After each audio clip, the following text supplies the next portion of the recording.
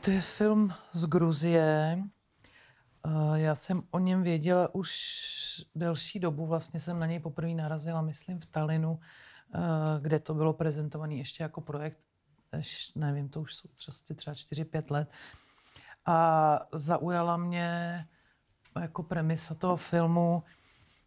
Je to malý hornický město, kde prostě uprostřed města je kříž, na něm nějaký svatý ukřižovaný a v nějaký chvíli oni tu sundají ten kříž, mají to odnést k nějaký jakoby k restaurování a ten svatý najednou zmizí.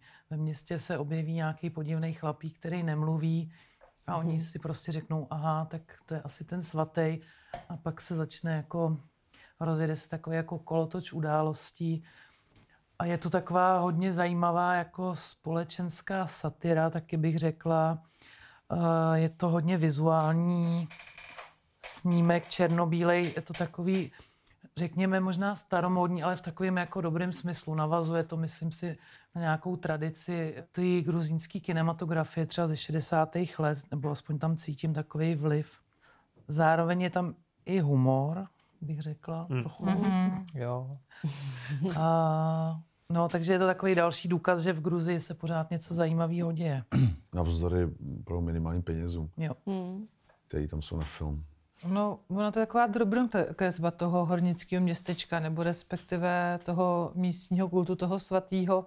A právě ta pečlivá kompozice, když máš jakoby velký celek, kde se ti pohybují třeba nějaký jakoby menší skupiny lidí, právě jako dost pomáhá budovat i tu komičnost té situace.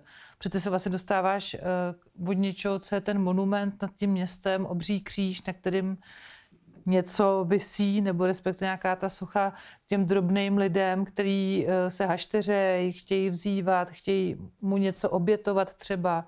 Najednou zmizí ta věc z toho kříže, takže oni třeba jeli z jednoho města do druhého, aby obětovali beránka.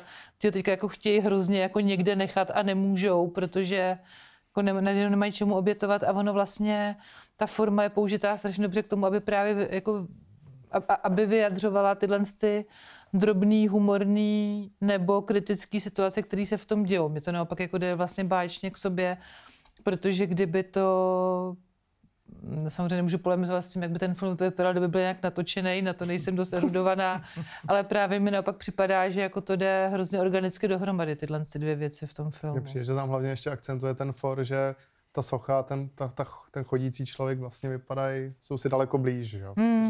Že to stírá ty rozdíly a nějaká sošnost, která je tam jako v těch motivech, tak jsou to jako ty figury vlastně tu barevnost mají stejnou, jinak mám pocit, že by to bylo daleko víc rozmanitý, což by bylo proti tomu ústřednímu nápadu. Jo.